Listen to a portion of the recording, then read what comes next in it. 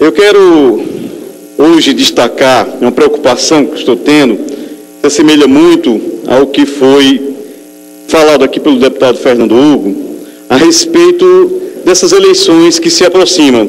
E não só dessas eleições, mas da democracia brasileira como um todo. Eu concordo com o autor que afirma que essas eleições, esse processo eleitoral, essa democracia brasileira, ela é, na verdade, uma grande farsa, uma grande fraude montada por a elite que controla o poder nesse país e que criou um sistema extremamente viciado, aonde os eleitores participam achando que tem um poder de decisão que, na verdade, não corresponde à realidade. Existe uma série de artimanhas jurídicas, artimanhas da legislação eleitoral, que permite que a elite sempre consiga formar a maioria no parlamento. E essas alterações, elas são ora mais graves ou não, de acordo com os interesses e de acordo com o nível de conscientização política da população. Você vai ver que lá no passado foi preciso que ocorresse um golpe militar, se mudassem profundamente as regras eleitorais, de tal maneira que não se elegiam os senadores, os governadores os prefeitos das capitais, para manter um desequilíbrio e as forças sempre favoráveis àqueles que se apropriaram do poder do Estado. E a coisa continuou. Mesmo depois da Constituição de 1988, que tivemos avanços importantíssimos do ponto de vista de redemocratização do país, mas o processo como se dá as eleições, ele continua inteiramente viciado. E todo mundo sabe disso. E começa nos municípios. O camarada, para ser eleito vereador nos municípios, precisa investir muito, gastar bastante. E não é raro, quando você vai discutir com autênticas e verdadeiras lideranças, chamar para participar das disputas do processo eleitoral, essas lideranças dizem que não tem dinheiro para gastar na campanha. A compra do voto tornou-se uma coisa corriqueira e aceitável.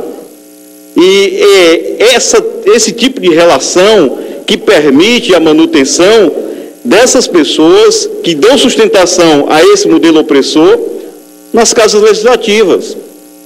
Então, o eleitorado tem, nesse momento, esse ano, uma grande oportunidade de iniciar uma mudança, E essa mudança, ela não vai ser feita nem com o voto branco, nem com o voto nulo. Pelo contrário, a abstenção, o voto branco, o voto nulo, irá contribuir de maneira significativa para a manutenção desse estado terrível das coisas.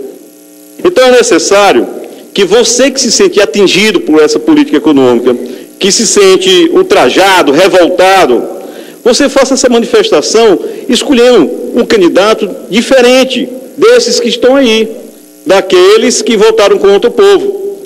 Identificar exatamente como votou cada pessoa. Ele votou a favor dos seus interesses ou votou a favor dos interesses dos seus opressores?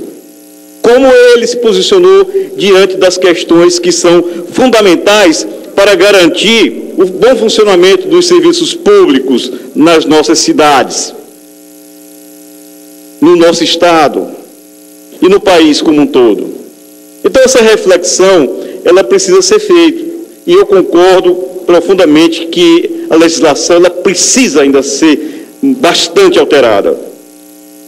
Ontem, o vice-prefeito de Juazeiro, Dr. Giovanni, gravou um vídeo onde ele denuncia que há uma invasão de candidatos paraquedistas lá no Cariri, lá em Juazeiro, pessoas que nunca prestaram serviço na região e que estão fazendo campanha da forma pior possível, deputado Dedé, que é comprando lideranças, pagando a lideranças e utilizando-se da necessidade da pobreza extrema de algumas pessoas para tirar o proveito eleitoral. De forma particular, o vice-prefeito, Dr. Giovanni, não disse isso que eu vou falar agora no vídeo dele, mas me falou em off, de forma particular, mas não pediu segredo, ao contrário, disse que podia tocar para adiante, que determinado candidato, que tem muito dinheiro, que presta uma série de serviços públicos em várias prefeituras do estado do Ceará, já anda negociando valores com lideranças do município de Juazeiro. E ele citou nomes, não vou citar aqui, mas ele citou e disse que está à disposição para dizer aonde for convocado. Valores absurdos, 100 mil, 120 mil reais, para que as lideranças transfiram votos para uma pessoa que não tem absolutamente nenhum serviço prestado naquela região. E mais, disse ainda que chama os funcionários das empresas com que ele tem relação e oferece, Santana, quando for possível. E oferece, deputado Carlos Felipe, dinheiro.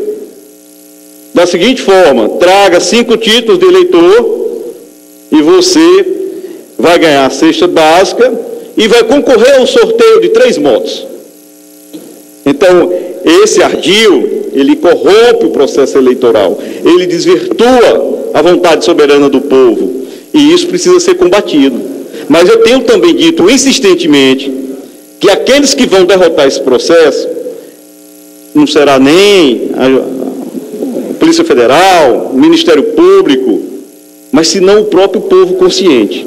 Se não for assim, eles vão continuar sendo eleitos, comprando voto. Quando estiverem no poder, vão retirar o que investiram e vão votar contra os trabalhadores. Então, a minha tarefa nesse momento aqui é chamar você que está ouvindo, na sua casa, a fazer uma reflexão sobre isso.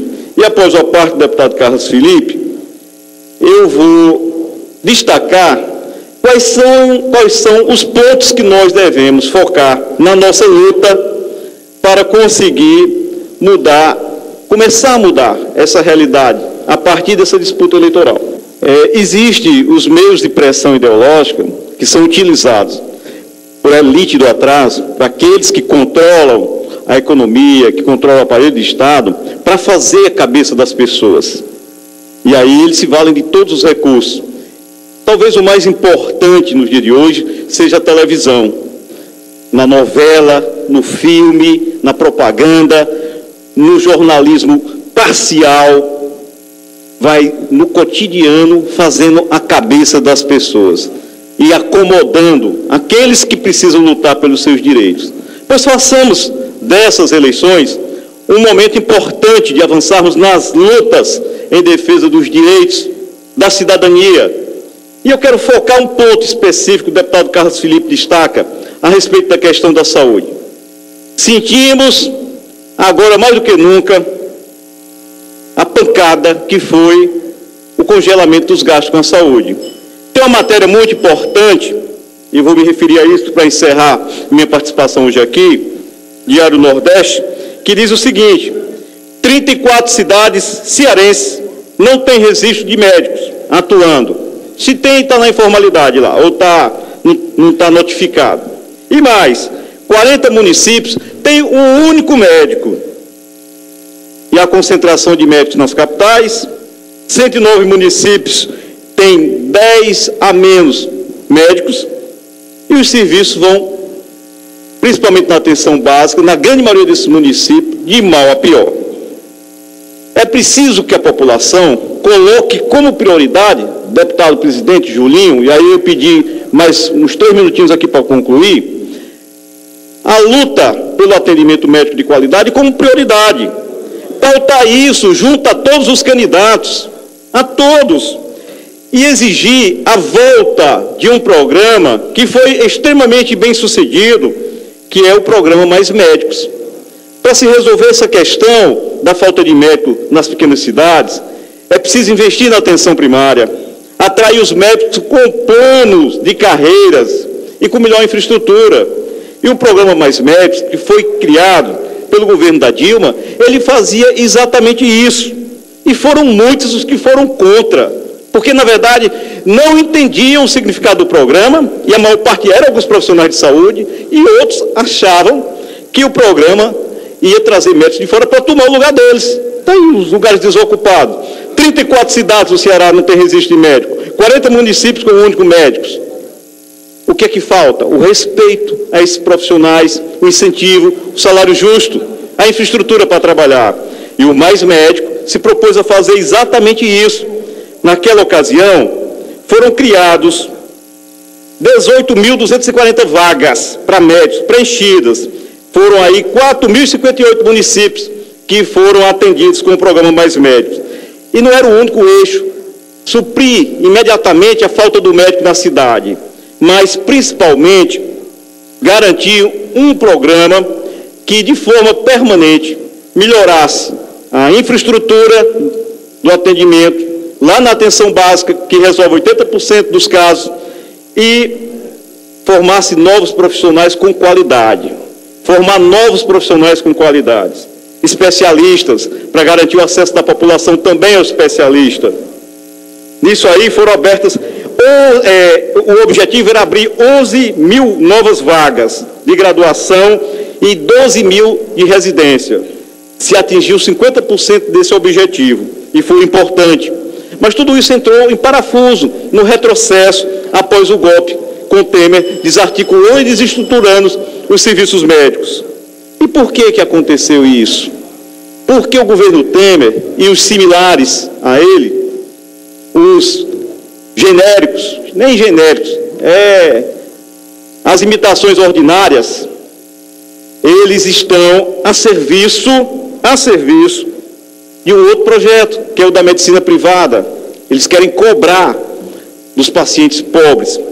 E nós queremos fazer desse momento, dessas eleições, a hora de lutar pelo fortalecimento do SUS, mais investimento no SUS, a volta do programa Mais Médicos, mas com novas orientações, requalificado, garantir médico em todas as cidades do país, garantir, sobretudo, um atendimento humanitário, que é isso que precisa, respeitoso ao doente do Sistema Único de Saúde. É por isso que nós estamos disputando esse projeto político com novas ideias, com as ideias que deram certo melhoradas, e queremos que a população tenha consciência que somente ela mobilizada nas ruas, lutando, é que vai, de fato, garantir as mudanças que o país precisa. Amanhã, dia 10, eu quero, de forma bem enfática, convidar os sem-tetos de Juazeiro, os trabalhadores desempregados, os subempregados, para ir às ruas, dar um basta ao governo Temer e dizer sim à luta, sim à defesa dos direitos como saúde, educação, trabalho e moradia. E, sobretudo, cobrar também a liberdade do presidente Lula, que é preso político, condenado injustamente. 16 horas, em frente ao Hospital Estefânia, em Juazeiro do Norte, sairemos em grande caminhada do dia do basta. Obrigado.